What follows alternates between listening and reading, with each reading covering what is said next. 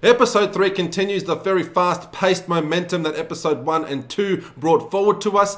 This ain't stopping, and it's surprisingly doing well, being consistent with the momentum and fast-paced nature. Like I suspected in my previous review, there was going to be a bit of a focus on past events and backstory on these characters, and we learn a lot about several characters. There's also a lot of elaborate planning and connections that you probably wouldn't see, so some nice twists, definitely more than one twist in this episode. A certain nurse who I mentioned in my previous review that, you know, the scene just faded black when Mr. Jingles came into the nurse's office or the little cabin or wherever she's staying, whatever you want to call it. When Mr. Jingles came into the nurse's little office there, it just cut black. And then all of a sudden, Rita the nurse was out with other counselors. It's like, hang on, how did she escape? So it's kind of obvious there that something happened that we didn't see, that happened off camera, and now she's free, and we kind of find out exactly what happened there. So clever me noticed that, and it does actually mean something. It wasn't just coincidence. There is also another connection that I didn't see coming here. So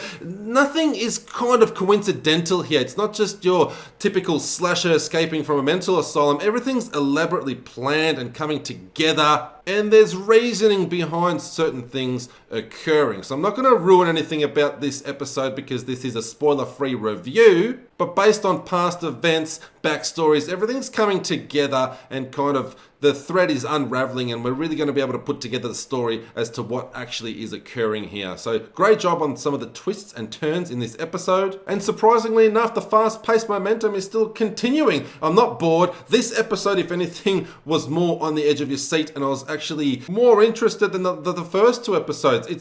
There's a lot of things happening here. It doesn't stop the pace does not stop from start to finish, and of course, giving it a score out of 13, this episode, the Slush Dance episode, gets a very well-deserved 11 out of 13. Still remaining very consistent, even though episode 2 seemed like it was the end of an 80s slasher horror movie.